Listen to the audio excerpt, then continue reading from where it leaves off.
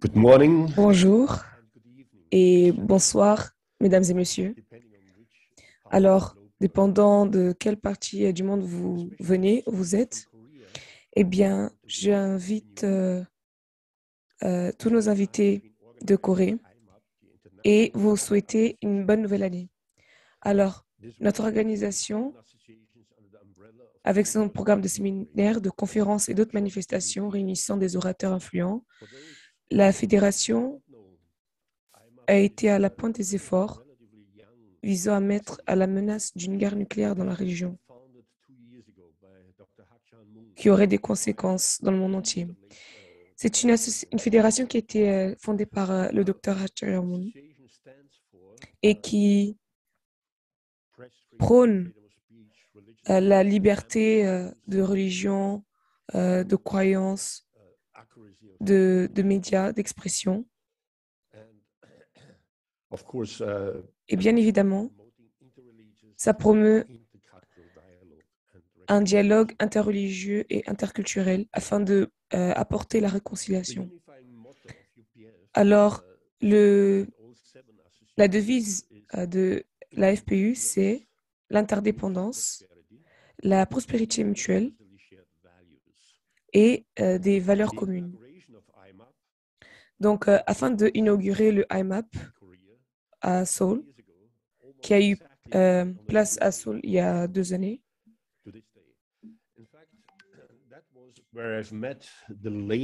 c'est là où j'ai rencontré la femme qui serait notre MC d'aujourd'hui. Son nom est Rita Payne. Elle était parmi les 400 participants qui ont aidé à organiser le programme. Ce qui est intéressant, c'est qu'en février 2020, donc 2 semaines avant la conférence, eh bien, le Covid a vraiment pris place au monde. En effet, on ne pouvait pas échapper de la Corée avant que la pandémie n'arrive. Et c'était vraiment incroyable que ces conférences avaient pu encore avoir lieu malgré toute cette crise. Alors, s'il vous plaît, je vais juste préciser quelque chose. Alors, il y aura de la traduction euh, disponible en russe, en français et voilà, donc, et lorsque une personne parlera dans une autre langue, vous aurez l'option d'appuyer sur le globule, eh bien, le globe, en fait, qui est tout en bas de votre écran, et puis changer la traduction. Un autre point concerne également vos questions, en fait. Eh bien, il y a 2 icônes en bas, vers la gauche. Il y en a un pour la conversation, le chat, et un qui est au milieu qui est écrit donc Q&A, Questions and Answers, qui veut dire questions et réponses. Et donc là, vous êtes invité à écrire vos questions ici. C'est là où vous pourrez envoyer vos questions et on espère réellement que vous allez poser des questions aux conférenciers pour qu'ainsi ils puissent répondre à vos questions. Eh bien, j'espère réellement que vous puissiez prendre ce moment, cette chance, afin de rencontrer ces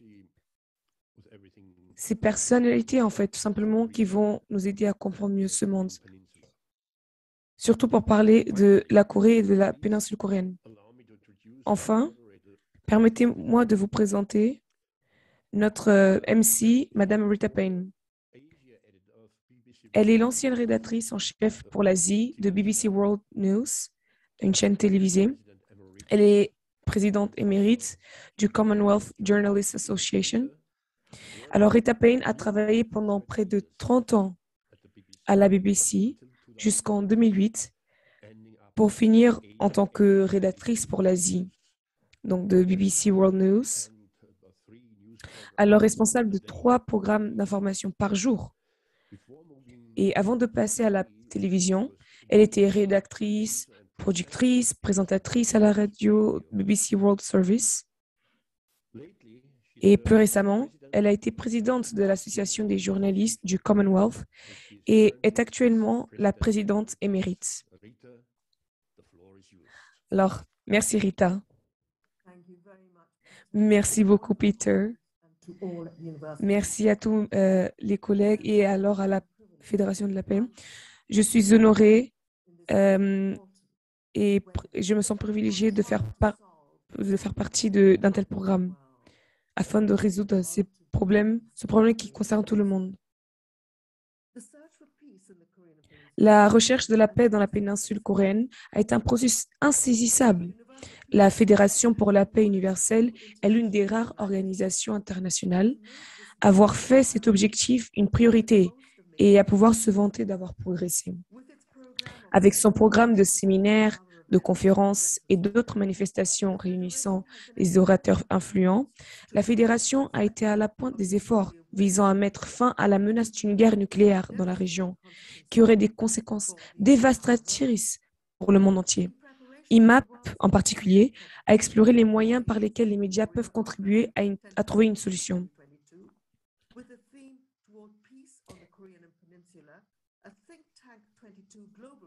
Alors, pour le 2022, eh bien, on a organisé un forum entre le 1er et le 3 février afin de pouvoir promouvoir cette paix-là.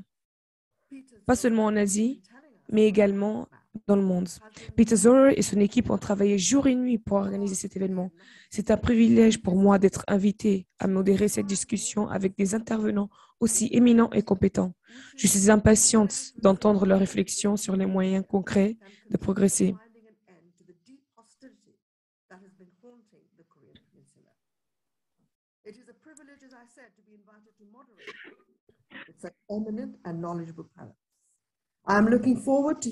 Je discuterai réellement, brièvement avec leurs points de vue avant de répondre aux questions publiques. Comme vous l'aurez constaté dans le programme, chaque intervenant s'exprimera pendant 8 minutes au maximum. Et je discuterai brièvement avec eux de leur point de vue avant de répondre aux questions du public. Comme nous ne disposons que d'1 heure et demie pour l'ensemble de l'événement, j'espère que les intervenants comprendront que j'intervienne s'ils dépassent le temps qui leur est imparti. Alors, permettez-moi de vous présenter les orateurs. Tout d'abord, M. Yongjin-Oh. Alors, nous avons Andrew Shin qui a dû ne pas intervenir aujourd'hui parce qu'il a la COVID. Nous avons Monsieur Chad Carroll et enfin l'ambassadeur Warwick Morris, ancien ambassadeur du Royaume-Uni en République de Corée. Alors, je vais introduire tout d'abord Monsieur Young Jin-won, président et éditeur du Korea Times. Il est diplômé de l'université de Songkyungkwan en République de Corée. Il a rejoint le Korean Times en juillet 1988 en tant que reporter et est devenu reporter pour le service culture et sport.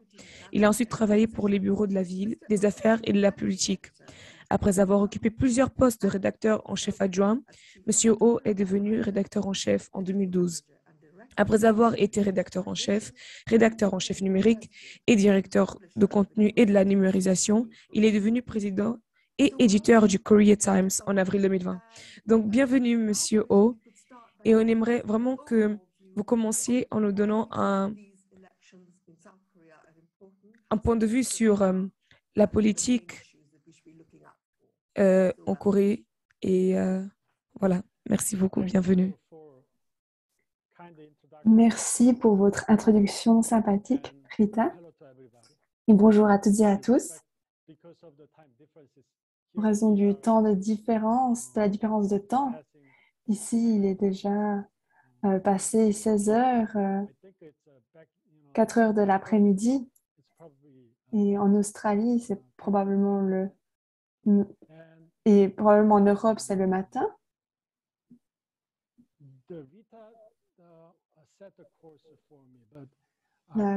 Rita m'a posé une question, mais tout d'abord, j'aimerais dévier de cette voie et mentionner quelque chose d'autre. le 9 mars, il y aura l'élection en Corée, l'élection présidentielle en Corée du Sud et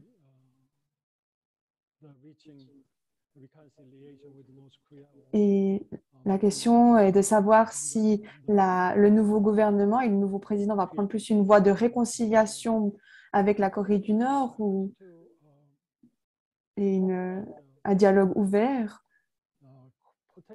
J'aimerais discuter du rôle potentiel de la Corée et de ce que la Corée peut en réalité faire, non pas, non pas en termes de format actuel, mais plus dans le contexte de ce qui se passe en Europe. Beaucoup de participants sont d'Europe et j'aimerais faire référence de ce fait à la situation en Ukraine,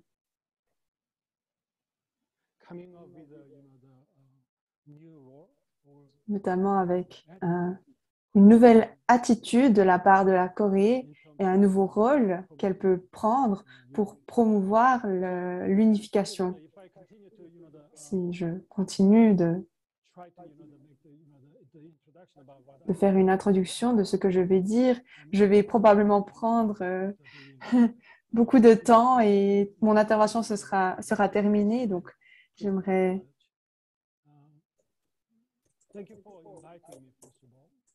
Merci tout d'abord de m'avoir invité. Je suis vraiment honorée de pouvoir parler à une audience européenne et du Moyen-Orient. Lorsque je regarde à la situation en Ukraine, j'espère qu'il n'y aura pas de conflit ni de sang qui sera saigné et que les choses puissent se résoudre de manière pacifique. En Europe, il y a eu le cas de l'Allemagne divisée et la situation était particulière, notamment avec l'économie de l'Allemagne alliée aux États-Unis qui suivait justement l'économie capitaliste. En tant que membre de l'OTAN, l'Allemagne pourrait en soi répondre d'une certaine manière contre la Russie et il pourrait avoir des efforts pour prévenir une attaque et aussi prévenir les États-Unis de rendre les choses plus tendues. Et j'espère que les tensions peuvent être diminuées et que l'Allemagne puisse voir son intérêt d'une Europe en paix et jouer son rôle en tant que stabilisatrice. Je vois une attitude similaire à être prise par une Corée unifiée. Il y a bien sûr des facteurs extérieurs et je pense qu'au niveau extérieur, il y a le point de la rivalité entre la Chine et les États-Unis, mais aussi les grandes puissances. Si la Chine pense que si la Corée s'unit, elle va manquer d'un tampon de protection, de sécurité.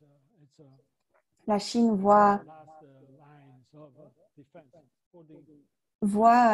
la Corée comme une ligne de défense. Et si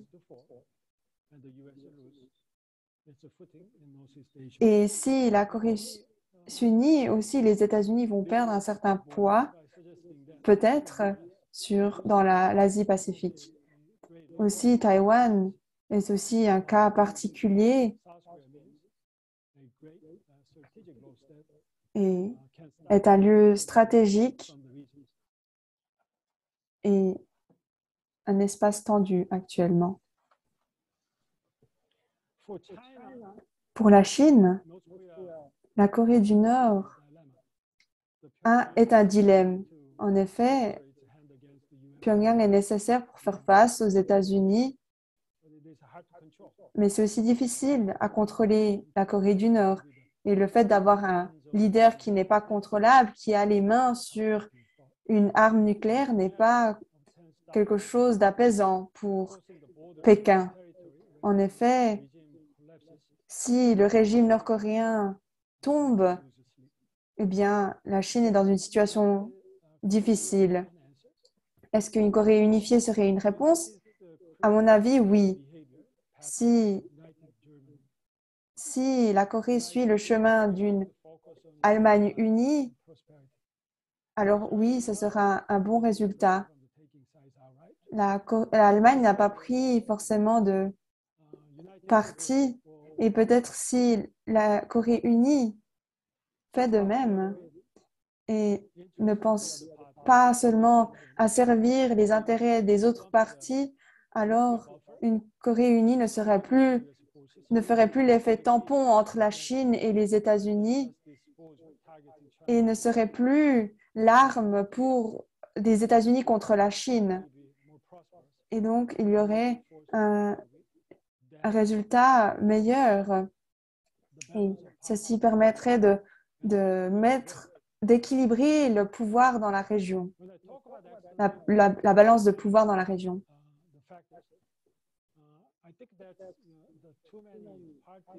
Il y a beaucoup de partenaires importants dans la région et qui ont leur intérêt, qui jouent dans l'avenir de la Corée.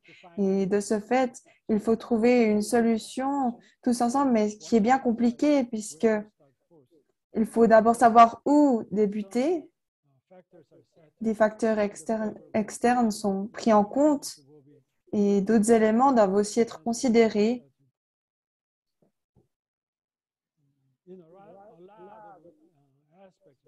Beaucoup d'aspects que j'ai mentionnés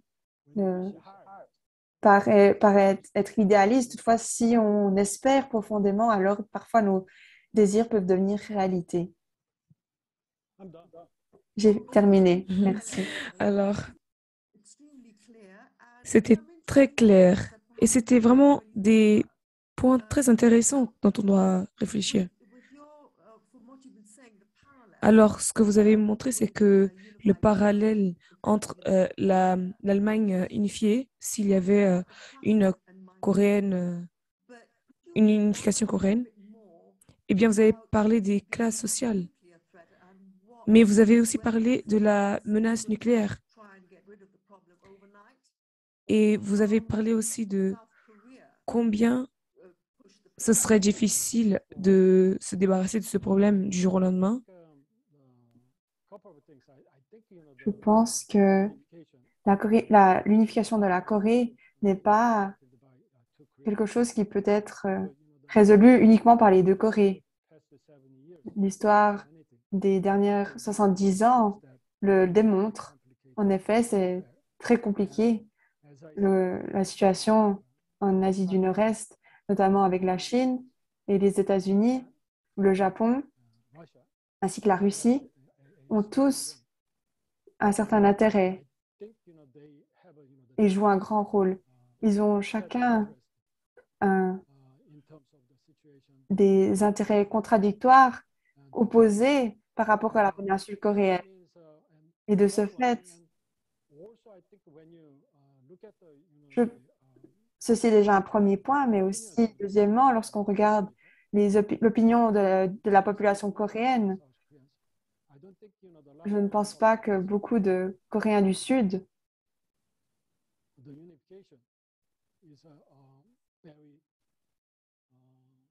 ne voient la réunification de la Corée comme quelque chose d'urgent et dont leur vie est en danger. L'exemple de l'Allemagne, si je me souviens bien, en 1989, les deux Allemagnes ont été réunifiées et elles ont eu un espace de temps compliqué afin d'avoir les deux Allemagnes intégrées à nouveau. Il y a eu de grands coûts qui ont qui ont coûté à l'Allemagne.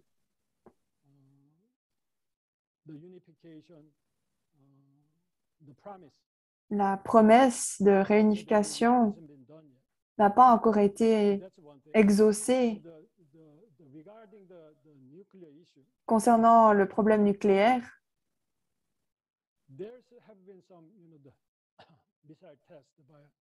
Au-delà des tests de la part de la Corée du Nord, beaucoup de Coréens du Sud, je le pense, ne se sont pas particulièrement intéressés aux tests nucléaires de la part de la Corée du Nord. Bien entendu, il y a eu beaucoup de tests à plusieurs reprises et je ne pense pas qu'on a peur d'une guerre qui risque d'exploser. La Corée du Nord et la Corée du Sud a été dans cette même situation depuis des années. Et en effet, la Corée du Nord et du Sud savent les deux que cette situation persiste.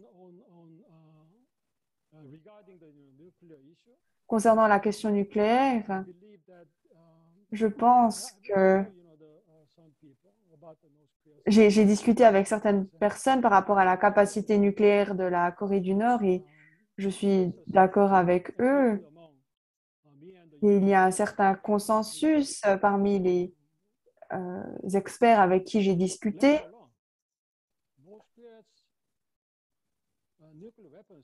Le pouvoir nucléaire de la Corée du Nord n'est en réalité pas un tel danger,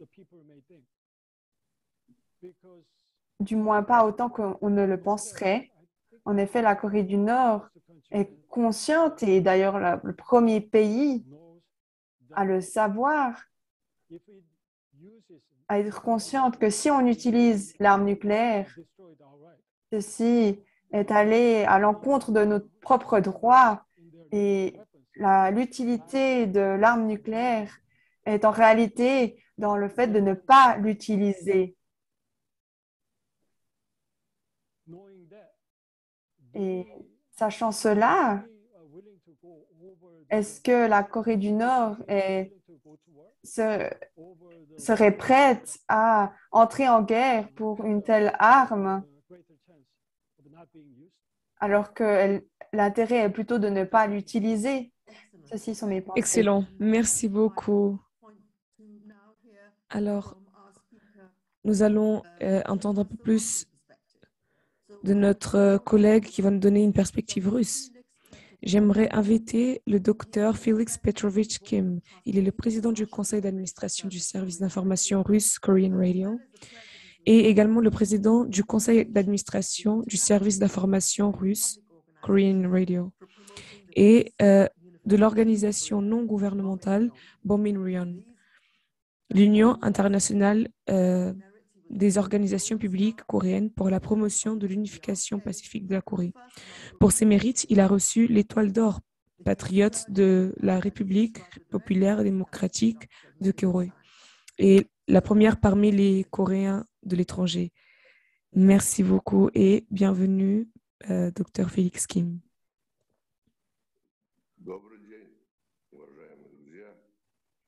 Bonjour et bonsoir mes chers amis. Nous sommes ici présents pour discuter d'une thématique très importante. Nous discutons de la réunification de la Corée.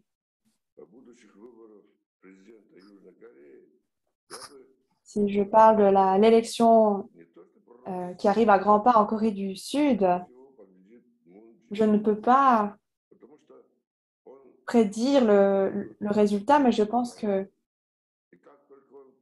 Moon Jae-in va gagner car il satisfait tous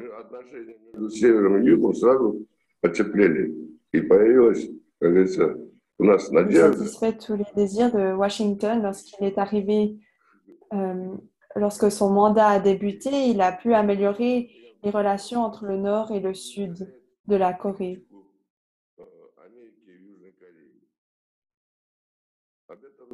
En effet, il a satisfait tous les désirs de Washington, mais aussi d'autres pays. Je pense que celui qui va, en effet, aller de l'avant, comme Moon Jae-in l'a fait, va gagné l'élection présidentielle. Si on parle des médias, on peut dire que la grande majorité des journaux établis et des agences médiatiques et des entreprises internationales ont un rôle très important à jouer. Je représente les Coréens en Russie et nous avons établi notre propre agence médiatique pour les Coréens en Russie. Et ils ont le rôle de présenter tous les points de vue, que ce soit coréen du Nord ou du Sud. Je pense que vous pouvez apprendre plus au sujet notamment de la Corée du Nord à travers ces agences médiatiques. Et vous pouvez aussi en écouter plus à travers la radio. En tant que, comme l'a mentionné l'orateur précédent, par rapport à la réunification de la Corée du Nord et du Sud, basé sur des exemples de l'Allemagne, une telle réunification de l'Allemagne comme modèle pour la Corée du Nord et du Sud n'est pas en réalité un bon modèle, à mon avis. Kim Il-sung a proposé qu'une réunification de la Corée doit être faite par consolidation d'une confédération. Et de la sorte, il serait possible de s'unir. Kim Il-sung a aussi suggéré qu'une confédération, en plus d'une confédération,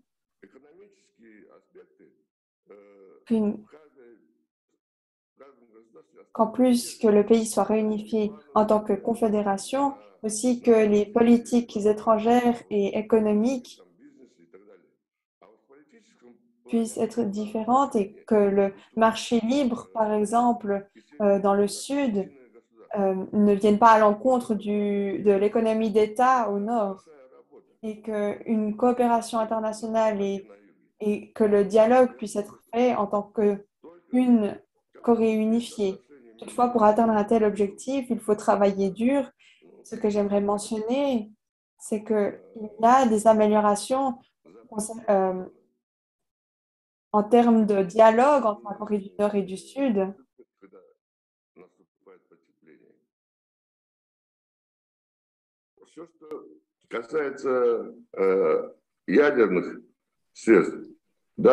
Si l'on parle des essais nucléaires,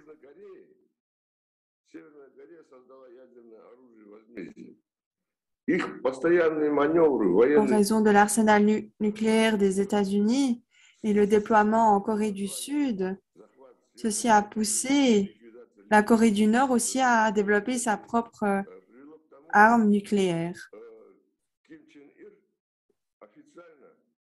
Kim Jong-il a officiellement retiré la Corée du Nord du traité de non-prolifération des armes nucléaires et dès lors, la Corée du Nord a développé sa propre arme nucléaire. Ils y ont également installé des installations de défense antimissiles et dès lors, le monde extérieur a mis pression sur la Corée du Sud, la Corée du Nord, pardon. Je pense que la Corée du Nord a une arme nucléaire assez puissante pour aller à l'encontre des États-Unis.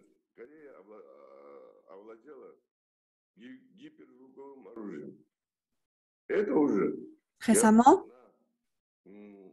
j'ai entendu des nouvelles que la Corée du Nord a développé une arme au-delà et ceci mais la Corée du Nord a un niveau supérieur. Toutefois, je ne pense pas que c'est la réalité. Je pense que la réunification et la paix entre les deux Corées est un problème, une question qui revient aux deux Corées. Je pense que ceux qui se trouvent au cœur du problème doivent vraiment prendre à cœur ce souci. Et il faut vraiment que les Coréens du deux côtés dialoguent et trouvent une solution ensemble. Et ce qui est nécessaire pour cela est que les États-Unis se retirent du territoire sud-coréen. Merci beaucoup. Eh bien, c'était vraiment très clair. Merci beaucoup pour cela. Et en fait, je pense qu'on a beaucoup à apprendre parce que on n'arrive pas à voir toujours ça de l'autre côté du monde. Et donc, c'est vrai que on arrive maintenant à comparer ce qui est dit par rapport aux médias occidentaux. Donc, merci beaucoup pour votre intervention, Monsieur Félix Petrovsky. Et maintenant, je vais introduire Monsieur Chad O'Carroll, président directeur général du Korea Risk Group. Chad O'Carroll est le fondateur du NK News, un service d'actualité, d'information et de données spécialisé sur la Corée du Nord qui s'adresse aux chercheurs, aux universitaires et aux hommes d'affaires du monde entier. O'Carroll a créé le site web en 2010 alors qu'il vivait en Washington, D.C. Il a été membre du Tow-Knight Center for Entrepreneurial Journalism et était auparavant directeur des communications de l'Institut économique coréen d'Amérique. Il est titulaire d'une maîtrise et non-prolifération nucléaire et sécurité internationale du King's College de Londres et d'une licence en relations internationales de l'Université de Sussex. Je suis vraiment contente de vous accueillir et je suis vraiment intéressée et j'ai hâte de voir ce que vous allez dire par rapport également à ce qu'a dit le docteur Petrovich Kim, mais également donner votre perspective sur ce sujet-là et sur ce que vous êtes en train de dire. Today, and it's a pleasure to be with you all. So I thought I'd just give you a quick. So we have the South Korean presidential election in just a few weeks, and while Mr. Oh from the Korea Times pointed out that unification is not really a top priority issue among the general public, I thought I'd just give you a brief overview of what the two South Korean presidential candidates are saying about North Korea, just so you get a sense for what their broad interests and what the differences are between the candidates and what that means moving forward. So we have Alors bonjour. Nous avons le Lee Jae-myung et du côté libéral, le Lee Sung-myung. Et je pense que des deux côtés, ils essaient vraiment de s'engager et ils sont concentrés à essayer de trouver la paix avec le gouvernement coréen. Mais il y a des différences vraiment très importantes. Alors,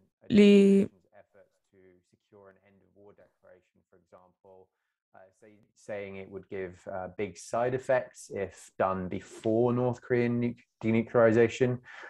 He's also had some slightly negative, nuanced views on. Alors, ils ont eu également une mauvaise réputation par rapport à des accords qui ont été signés en 2018. Alors, ils seraient prêts à intégrer un procès de paix et de donner des aides à la Corée du Nord.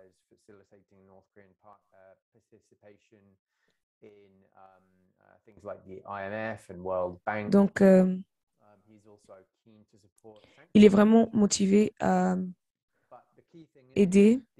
Mais en fait, le plus important, c'est que s'il est vraiment prêt à aider, c'est surtout s'il a... La vraie question, en fait, c'est vraiment de savoir si la Corée elle est vraiment prête à démilitariser, en fait. Et alors, en fait, au niveau global,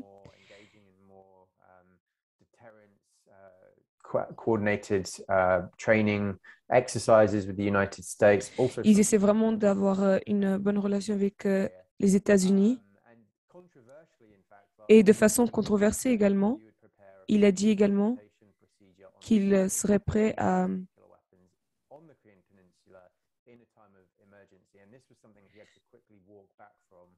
as it was so controversial. I think the one thing that's really struck me as being interesting. Quelque chose qui m'a vraiment marqué par rapport à lui, c'est vraiment sa motivation à vraiment changer quelques lois de la Corée du Sud. Comme vous le savez, la Corée du Sud a vraiment des difficultés à accéder aux médias de la Corée du Nord.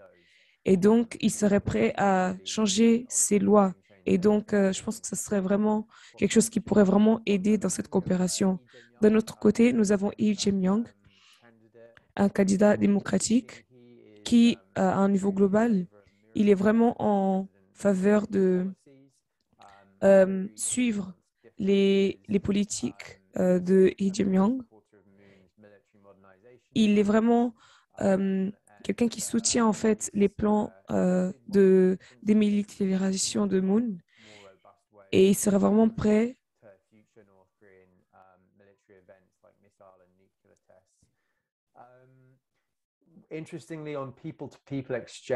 alors par rapport à l'échange entre les personnes.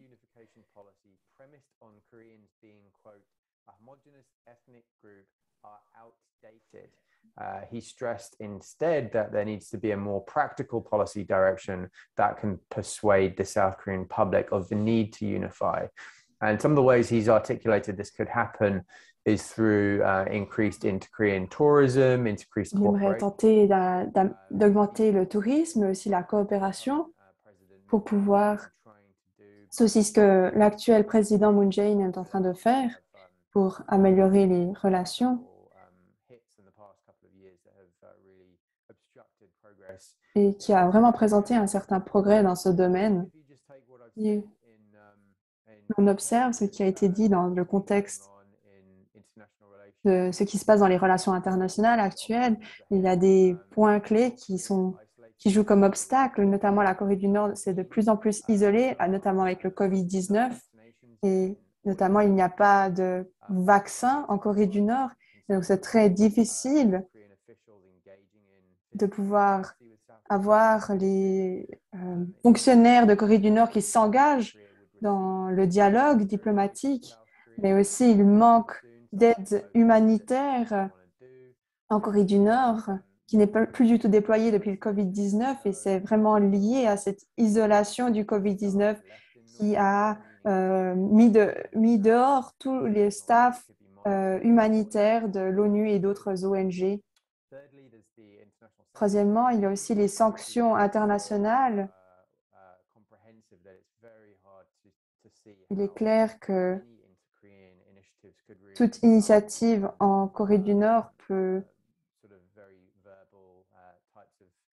faire face à un certain obstacle en raison de ces sanctions. Il manque d'interaction physique et de dialogue en raison de ces sanctions. Finalement, lorsqu'on regarde la péninsule coréenne, mais aussi la compétition géopolitique entre la Chine et les États-Unis, dernièrement, la Corée du Nord est vraiment du côté de la Chine. Avant le COVID-19, la Chine a tenté de développer le tourisme en Corée du Nord depuis la Chine. Il y avait beaucoup d'aide économique de la part de la Chine, mais aussi au niveau humanitaire. Et les relations entre la Chine et la Corée du Nord se sont vraiment améliorées les dernières années. Mais le problème pour la Corée du Sud et les relations intercoréennes est que la Corée du Nord ne voit pas vraiment le besoin de recevoir un aide de la part du Sud. Et il y a un certain risque qu'au long terme, si cela continue, il sera de plus en plus difficile pour les deux Corées de coopérer directement. Je vois actuellement comment les choses, comment le jeu va de l'avant dans l'élection présidentielle et je me réjouis d'en voir plus et d'en discuter plus si vous avez des questions par la suite pour d'autres domaines. Merci beaucoup. Merci beaucoup. En effet, il y a tellement de points intéressants et comme vous l'avez dit, eh bien, la relation entre cette compétition entre les États-Unis et la Chine sur ce qui est en train de se passer en Corée est vraiment très important. Donc, merci d'avoir mentionné ces points. Et maintenant, j'aimerais bien inviter l'ambassadeur Warwick Morris, l'ancien ambassadeur du Royaume-Uni en République de Corée. Warwick Morris a été diplomate pendant près de 40 ans. Entre 1975 et 2008, il a servi à 3 reprises à l'ambassade du Royaume-Uni à Séoul pour un total de 13 ans, dont 4 ans en tant qu'ambassadeur. Il a effectué des visites de travail en Corée du Nord en 1991 et 2004. De 2000 à 2003, il a été ambassadeur au Vietnam. Depuis qu'il a pris sa retraite du service diplomatique, il a continué à suivre les événements dans la péninsule coréenne, en faisant des commentaires pour les médias, en participant à des séminaires et en jouant divers rôles consultatifs. Il a été président à la British Korean Society de 2011 à 2017 et Warwick Morris a reçu un doctorat honorifique en sciences politiques de l'université de Sungkyunyang en 2006 et a été élu membre honoraire du Robinson College de Cambridge en 2011. Alors, vous avez une expérience de relation entre la Corée du Nord et la Corée du Sud. Alors, merci beaucoup, Dr. Rita, pour avoir parlé et à tous les intervenants.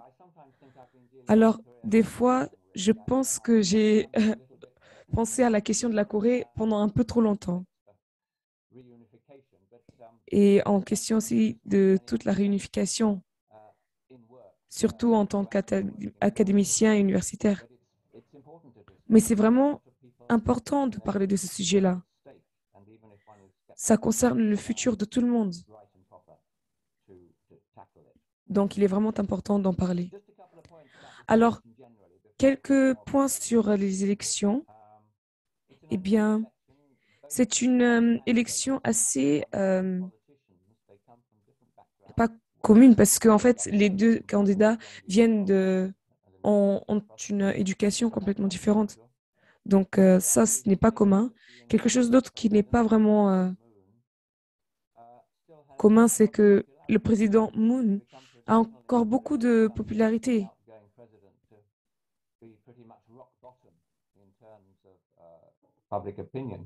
Et donc, en termes de opinion publique, eh bien, il a encore une très bonne image. Donc, le soutien qu'il reçoit, eh bien, ça reflète également ses efforts, en fait, pour essayer de réconcilier avec la Corée du Nord. On voit également le rôle des femmes, en effet, dans cette campagne, parce que même sa femme, elle a joué un grand rôle. Par exemple, on parle des mouvements antiféministes. Et donc, c'est vraiment très intéressant de voir ce qui se passe maintenant.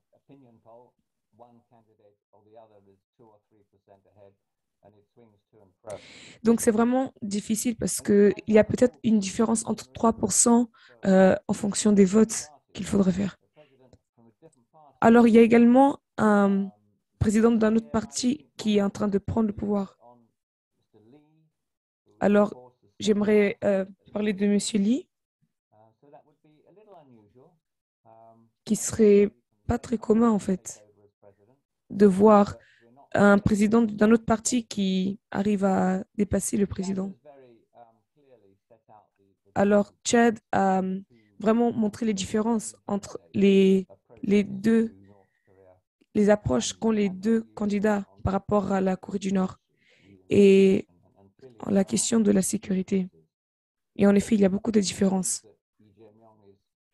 On voit que Lee Jae-myung serait une figure assez similaire à Moon Jae-in en tant que président. Quelque chose qu'on entend de temps en temps, c'est à l'idée d'un traité de paix. Donc, ça a été mentionné par le président Moon de May Surface et que ça pourrait ressurgir encore. On pourrait penser à ce que ça pourrait changer, en fait, tout simplement. C'est une très bonne idée. Ça semble bien parce qu'il n'y a jamais eu de traité de paix réellement pendant 70 années. Mais je ne suis pas vraiment sûr que ça pourrait changer quelque chose. Et donc, on doit nous rendre compte que l'armistice qui a été signé par un général de l'armée des États-Unis et les volontiers les soldats de la Chine, en fait, pourraient apporter la paix. Mais en fait, s'il devrait avoir un traité de paix, eh bien, ça devrait sûrement concerner la Corée. Et donc, c'est vraiment une idée très intéressante, mais également complexe. Et donc, j'aimerais voir si dans les prochaines 5 années, eh bien, si le président prendra le pas pour résoudre ce problème-là. Alors, pour les personnes de la Corée du Sud, est-ce qu'ils veulent vraiment avoir une réunification pendant leur vie? Alors, les personnes qui viennent de la Corée du Nord et qui vivent en Corée du Sud, eh bien, ils ont encore des souvenirs. Donc, il n'y a pas beaucoup de personnes qui ont vraiment un lien personnel avec la Corée du Nord, que ce soit au niveau individuel ou familial. J'ai servi en Corée du Sud, en Séoul, en 1991, donc l'année où l'Allemagne a été unifiée. Alors, les étudiants que j'ai connus à l'université, ils ont dit simplement, mais mon Dieu, oh, mais ça va être vraiment très cher en fait, ça va vraiment toucher nos portefeuilles en fait. Donc, si on pense au niveau de la Corée que une réunification serait envisageable entre la Corée du Nord et la Corée du Sud, eh bien, ils pourraient penser surtout au coût financier en comparant à ce qui s'est passé avec l'Allemagne. Donc, il y a un facteur en fait financier qui est en jeu. Et je ne suis pas vraiment sûre de quel pourcentage de la population coréenne aujourd'hui serait prête à voir la réunification au cours de sa vie, au cours de leur vie en fait, simplement. Alors, certains sont en train de vivre en Corée maintenant, peuvent avoir un point de vue différent, mais je ne suis pas sûre que ce soit leur objectif principal. J'ai vécu là-bas au milieu des années 70. Alors, il y avait des couvre-feux vraiment réguliers, avec une peur de la guerre. Donc, il y avait beaucoup d'incidents, d'accidents. Donc, c'était vraiment très, très régulier au niveau des frontières. Mais aujourd'hui, c'est très différent. C'est vrai qu'il y a des armes nucléaires, qu'il y a des missiles qui sont en train d'être lancés, presque de façon régulière, quoi, toutes les semaines. Mais la vie avance. Les personnes acceptent ça et ça fait partie de leur vie.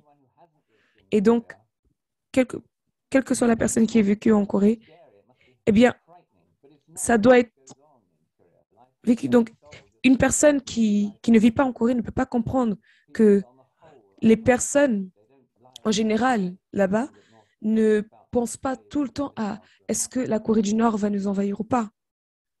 Ce n'est pas quelque chose qui est dans leur mentalité tout le temps. Donc, la réunification, si ça doit venir, ça serait vraiment très coûteux. C'est un point qu'on doit vraiment toucher. Alors, je pense que c'est vraiment merveilleux d'avoir une idée de un jour, un rêve, mais je crois vraiment que ça ne pourra pas avoir lieu dans un futur proche. C'est bien d'essayer d'avoir des liens avec la Corée du Nord. Et il y a beaucoup de personnes au cours de ces dernières années qui ont essayé. Alors, par exemple, dans le temps de Kim Dae-jung, eh bien, il y a No Mu-kyun, son successeurs, eh bien, qui ont vraiment essayé de mettre en place ce genre de projet avec le tourisme en Kumgamsam, par exemple. Toutes ces mesures qui ont été prises qui ont été faites. OK. Et donc, ces mesures-là n'ont pas vraiment continué. Beaucoup de choses ont été essayées. Donc, j'ai écouté l'ambassadeur Christopher Hill avec un premier ministre canadien qui parlait vraiment beaucoup. Et donc, j'ai essayé et je vais encore essayer de mon côté également. Alors, je ne sais pas vraiment ce que la Corée du Nord veut également.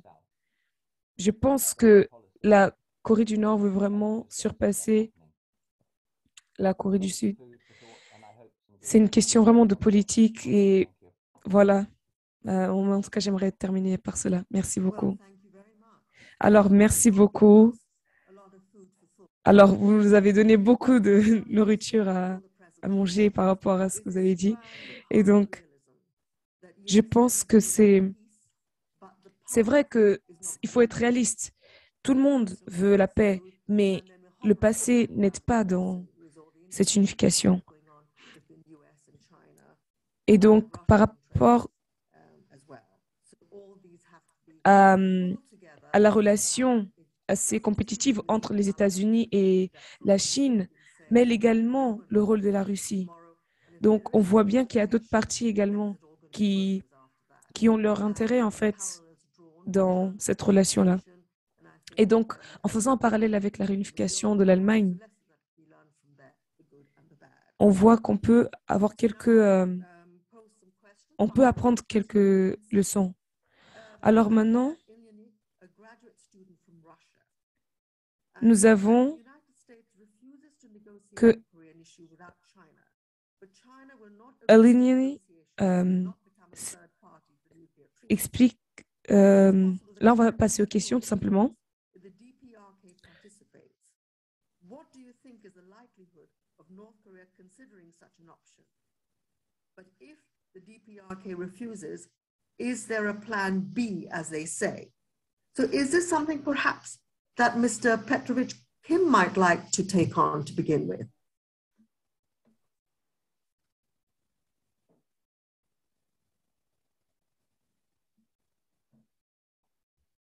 Ok, on aimerait savoir si les tentatives de réconciliation entre la Corée du Nord et la Corée du Sud se poursuivent. Y aurait-il de s'attendre à des progrès significatifs après les élections sud-coréennes? Si l'on regarde à la situation du monde depuis la Deuxième Guerre mondiale, l'Allemagne, le Japon et la Corée du Sud, ce sont des États où les troupes américaines étaient dissémées. Et les troupes américaines y sont encore actuellement. L'Allemagne, le Japon et la Corée du Sud sont encore sous l'influence des États-Unis. Toutefois, la Corée du Nord ne va jamais attaquer la Corée du Sud en raison de la présence états-unienne. J'ai été en Corée du Nord et en Corée du Sud et la Corée du Nord ne va pas attaquer la Corée du Sud car ils ne veulent pas une autre guerre.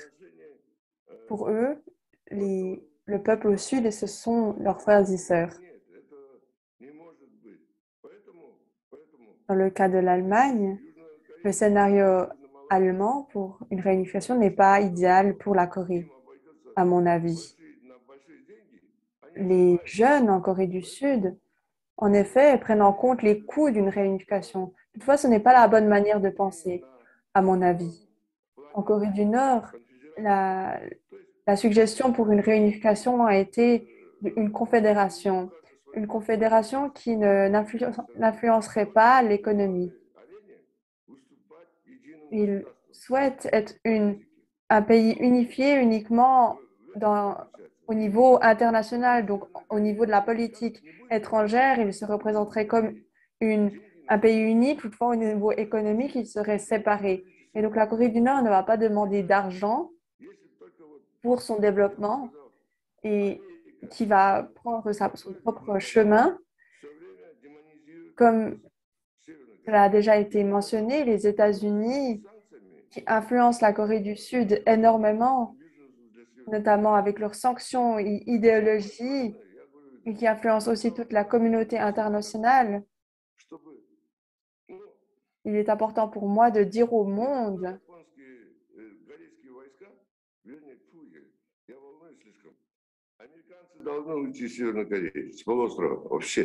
que les troupes américaines devraient se retirer de la Corée du Sud, et ce qui faciliterait la réunification de la Corée du Nord et du Sud très rapidement. Est-ce que vous avez d'autres questions pour moi? Eh bien, c'était vraiment une très bonne réponse et très claire. Et c'est vrai que quand on s'attend à un progrès, eh bien, les groupes, les troupes des États-Unis doivent être retirés de la Corée du Sud. Eh bien, maintenant, je vais inviter Monsieur Yong Jin-ho à voir combien, à essayer de répondre plus ou moins à ce qu'a dit Félix Kim. Merci. L'orateur précédent a fait un point intéressant en raison concernant le retrait des troupes américaines de la Corée du Sud qui serait nécessaire. Je dois dire que premièrement, la présence des troupes américaines en Corée n'est pas un arrangement unilatéral. Ceci est un consensus en réalité entre les deux pays, donc la Corée du Sud et les États-Unis, de maintenir la présence militaire des États-Unis en Corée du Sud. Lorsqu'on regarde la position de la Corée du Sud en relation avec les troupes américaines, certaines personnes, bien entendu, en Corée du Sud, souhaitent considérer le retrait des troupes américaines. Toutefois, la majorité ont un consensus et croient en l'importance des troupes américaines dans le Sud. La raison pour cela est claire. La Corée du Sud ne croit pas en l'intention réelle de la Corée du Nord. La Corée du Nord n'a pas atteint le niveau où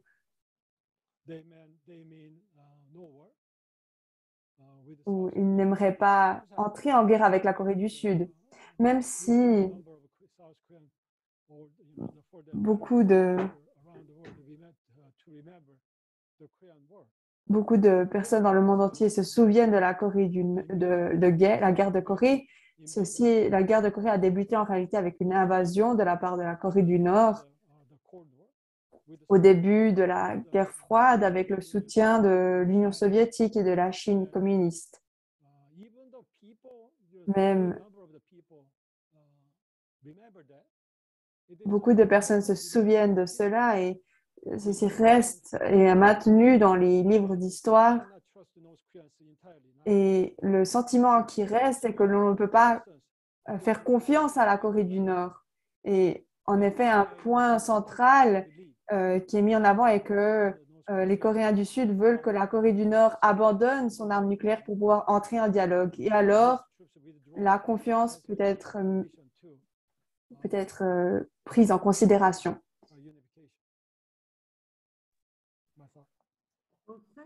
Merci beaucoup. Alors, je vais inviter le docteur Felix Kim qui répondrait à cette question et on passerait ensuite à l'ambassadeur Warwick Morris qui aimerait répondre à cette question. Alors, quelle était votre réaction, docteur Felix Kim? Посол Великобритании начал насчет Корейской войны. Сейчас ни для кого не секрет. Корейскую войну начали J'aimerais американцы. dire que au sujet de la guerre de Corée. Приехал Далес в Южную Корею. 2 jours avant l'invasion, И забрал все семьи сотрудников посольства в Японии. За 2 дня они в Японии, Далес, потом посол. quelques jours avant l'invasion, tous les membres de la famille des ambassadeurs ont été emmenés au Japon et ceci a été discuté au niveau international par entre différents ambassadeurs de différents pays. Et donc, on ne peut pas dire ça clairement, on ne peut pas affirmer clairement. Toutefois, l'arme nucléaire protège la Corée du Nord du monde extérieur et les personnes. La question est de savoir si la communauté internationale n'attaquerait pas ou n'envahirait pas la Corée du Nord.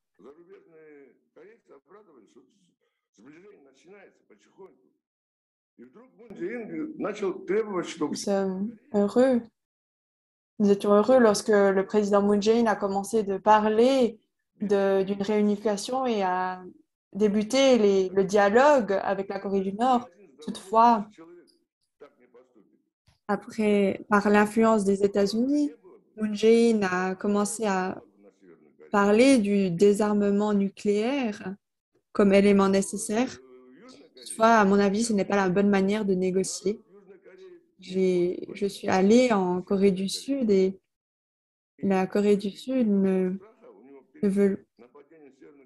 Pardon. Les personnes de Corée du Nord ne souhaitent pas la guerre et la Corée du Nord va pour cela ne pas attaquer la Corée du Sud.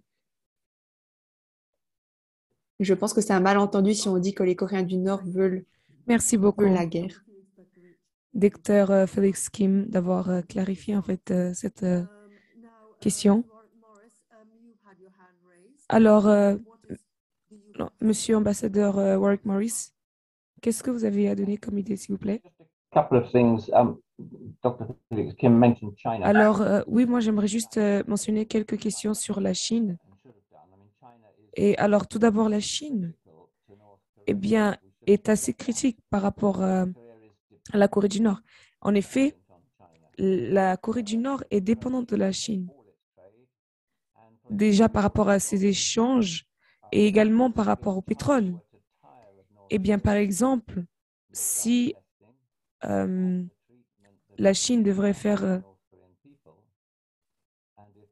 un accord avec...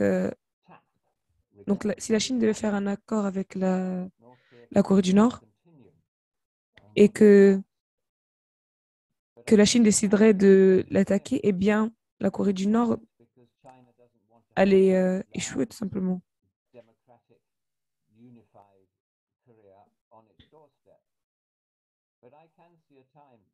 Alors, j'ai hâte de voir, je ne sais pas, d'ici 10 ans, où la Chine, elle se sentira encore plus confiante par rapport à sa position dans le monde et qu'elle ne se sentira pas attaquée par une Corée démocratique et unifiée. Eh bien, ça, c'est mon point de vue par rapport à ça.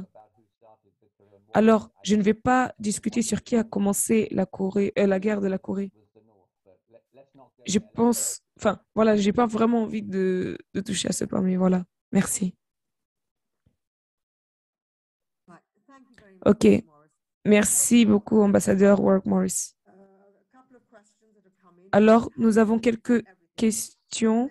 C'est vrai qu'on n'aura pas le temps de répondre à tout le monde, mais on a de Robert Kolkeji. Est-ce que l'aide inconditionnelle à la Corée du Nord, est-ce que ça aidera vraiment? Est-ce que l'aide inconditionnelle vers la Corée du Nord, ça va vraiment aider à unifier la Corée ou est-ce que ça va changer leur orgueil? J'ai beaucoup réfléchi à la situation du COVID-19 et comment est-ce que l'aide humanitaire aurait pu être prise en compte même durant cette période de temps. Kim Jong-un a refusé 50 000 tonnes de riz de la part de la Corée du Sud en raison du message politique derrière. Toute aide humanitaire ne doit pas avoir une raison qui va au-delà de l'humanitaire et c'est vraiment un élément important que la Corée du Sud doit prendre en compte. Il ne faut aucune attente si une aide est donnée, que ce soit des vaccins ou de l'aide agricole ou des biens alimentaires. En court terme, je pense que c'est la seule condition pour que la Corée du Nord accepte de l'aide de l'Occident. En effet, la Corée du Nord reçoit de l'aide de la part de la Chine. Il y a eu 5 sommets entre Xi Jinping et Kim Jong-un en 2018 et 2019. Et il y a eu des donations qui ont été faites entre environ 1 million de tonnes d'aide humanitaire a été donnée. Bien sûr, il n'y a pas eu de confirmation publique à ce sujet, mais par les satellites, on a pu définir ces données et on voit en réalité une amélioration des relations entre la Chine et la Corée du Nord et c'est une compétition. Si l'Occident parvient à donner de l'aide humanitaire à nouveau, alors ce sera en réalité une rivalité et Pyongyang ne sera pas forcément prêt à être ouvert à toute aide de la Corée du Sud. La réalité et les défis et la compétition dans ce domaine sont assez importants.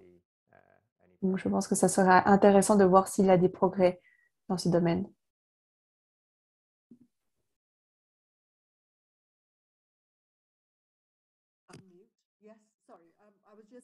Alors, je disais que on n'a que 8 minutes, mais voilà, j'espère que je vais juste vous poser la dernière question qui sera,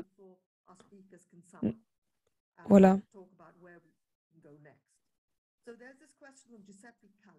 de Giuseppe Cali qui dit, la Confédération est la réalité la plus proche afin de arrêter cela. Comment est-ce que cela peut être réalisé?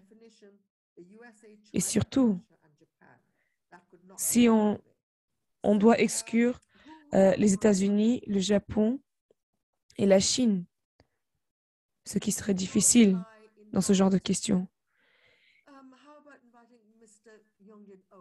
Alors, je vais demander à M. Yang Jin-ho de répondre à cette question, s'il vous plaît. Une confédération, cette idée a été développée il y a déjà des décennies. L'administration de Kim Dae-jung avait aussi déjà proposé ça et discuté cela avec la Corée du Nord.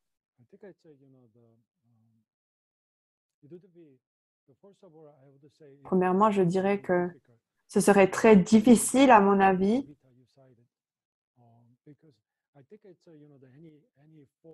toute forme de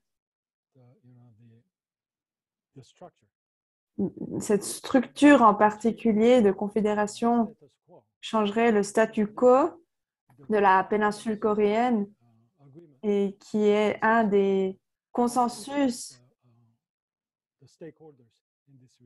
et des partenaires de la région entre les États-Unis, la Chine et la Russie. Donc, à mon avis, aller pour une fédération pour les deux Corées et initiative mutuelle serait bien difficile et n'irait pas très loin, à mon avis.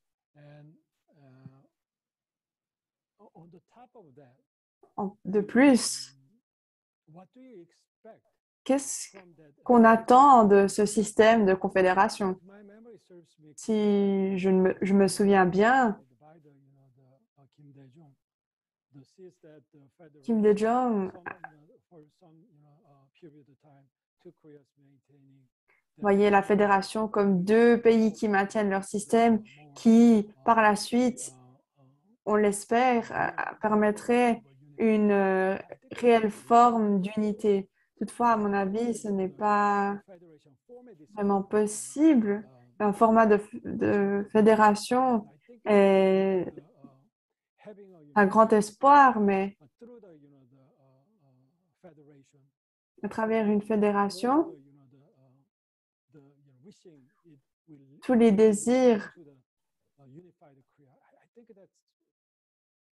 je ne pense pas que le désir d'avoir une réunification à travers d'avoir une confédération n'est pas réalisable de manière réaliste. Je pense que c'est soit une confédération, soit une réunification. À mon avis, ce n'est pas réaliste.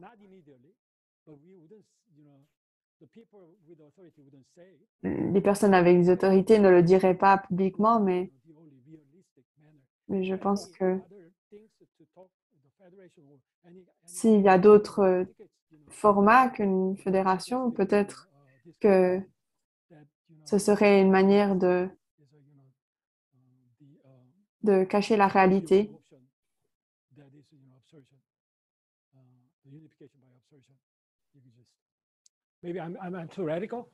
Peut-être que je suis trop radicale, mais... Merci beaucoup. Alors, Chad Carroll, est-ce que vous aimeriez dire quelque chose? Et donc, votre discours sera le dernier.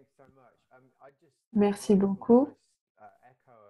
J'aimerais aussi répéter ce qui a été dit.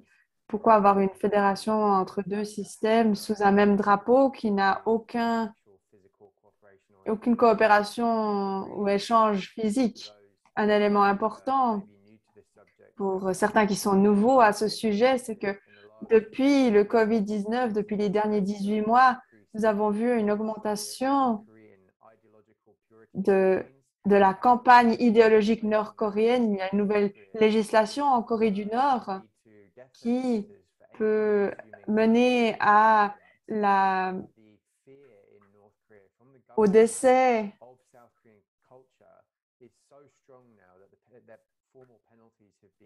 de toute personne s'ils vont à l'encontre de l'État et à la consommation de tout aliment qui vient de l'extérieur. Donc, si vous ne me croyez pas, je vais vous inviter à voir les médias nord-coréens. Les médias, lorsque Moon Jae-in a visité la Corée du Nord avec un groupe K-pop, il n'y a aucun journal qui a parlé du discours de Moon Jae-in, ni du groupe K-pop qui allait là-bas, car il y a une telle crainte de l'influence de la Corée du Sud, et donc il y a une telle barrière, notamment de la part de la Corée du Nord, pour toute coopération avec la Corée du Sud. Et je suis très pessimiste à ce sujet. Merci beaucoup. Alors maintenant, nous allons arrêter le Q&A.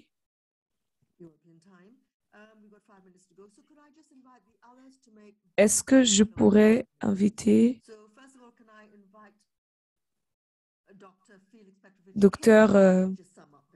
Peter Felix Kim, en fait, pour donner un commentaire de conclusion?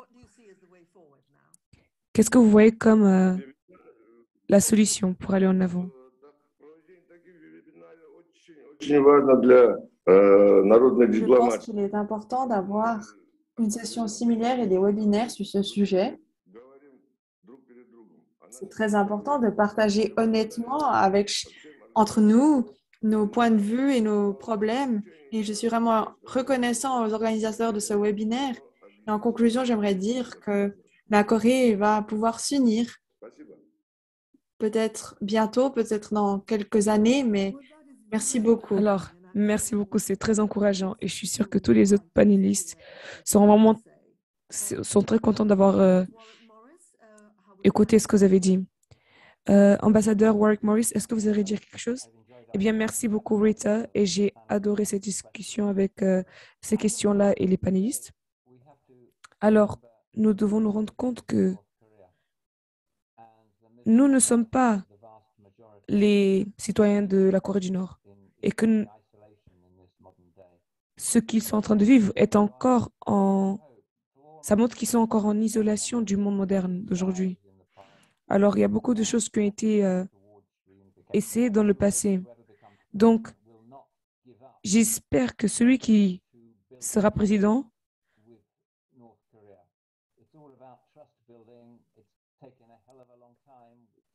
eh bien, qu'on puisse construire cette confiance. La confiance n'y est pas encore, mais je pense qu'on ne doit pas encore abandonner, en fait.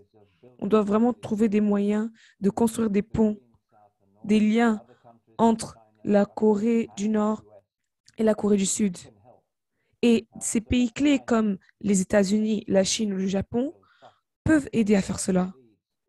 Donc, quel que soit le résultat, eh bien, la confiance doit être le premier pas. Merci beaucoup. Et Monsieur Yeon Jin-ho, est-ce que vous croyez que le fait de construire la confiance entre ces deux pays, est-ce que vous croyez que c'est vraiment essentiel? Alors, tout d'abord, je pense que maintenant,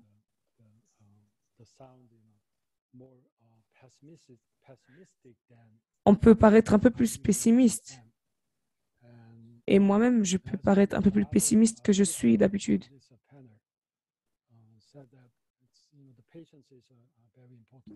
Alors, je pense que la patience est vraiment très importante. Ça fait 70 ans qu'on est dans cette situation-là. Ça pourrait peut-être prendre même encore 70 années. On doit vraiment prendre cette attitude-là.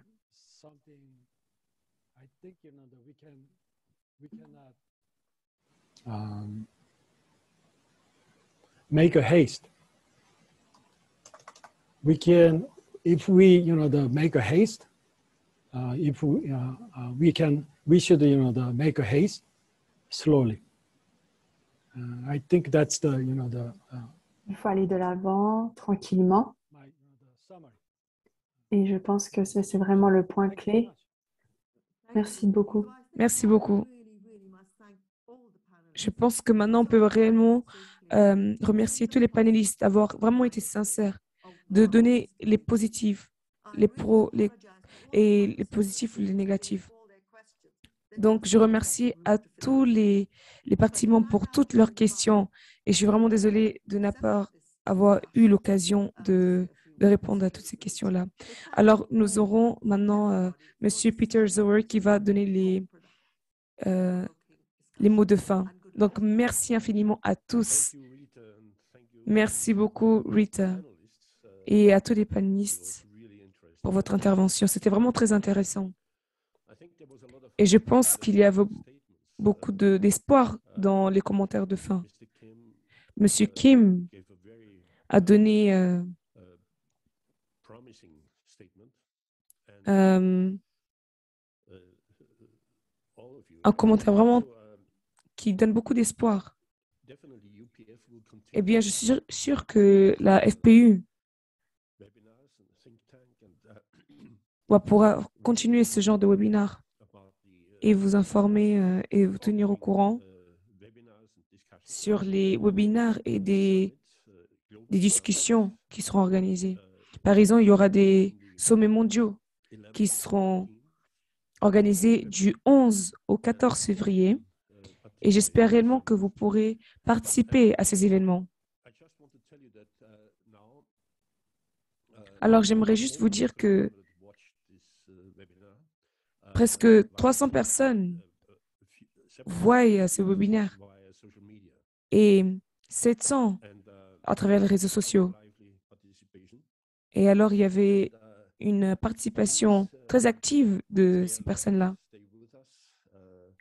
Et donc, merci beaucoup d'être resté avec nous. Et si vous pouvez soutenir cette paix dans la péninsule coréenne, alors vous allez contribuer également à cette paix dans le monde. Donc, j'aimerais conclure et vous introduire et vous présenter la prochaine session qui aura lieu à 13 heures, heure centrale européenne, donc heure de Paris. Et ce sera une session organisée par une autre organisation de la FPU, donc l'Association internationale des arts et des cultures pour la paix. Et ça parlera sur le fait de surpasser la division dans la péninsule coréenne à travers la diplomatie culturelle et les arts.